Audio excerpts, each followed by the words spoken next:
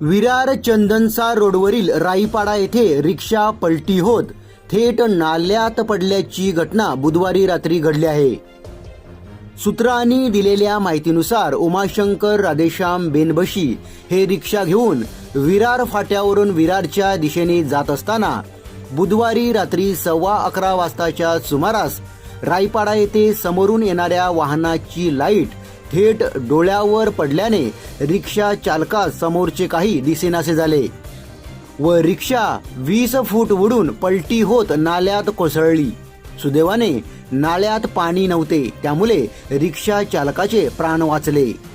अपघात होताच तेथील स्थानिक मदतीला धावले व रिक्षा चालकास बाहेर काढले व नातेवाईकांना बोलवून विरार ग्लोबल सिटी येथील खाजगी दवाखान्यात रिक्षा चालकास दाखल करण्यात आले। अपघातात उमाशंकर यास हाताला मोठी दुखापत झाली आहे। रस्त्यावरून रिक्षा नाल्यात कोसळल्याने रिक्षाचे मोठे नुकसान झाले आहे।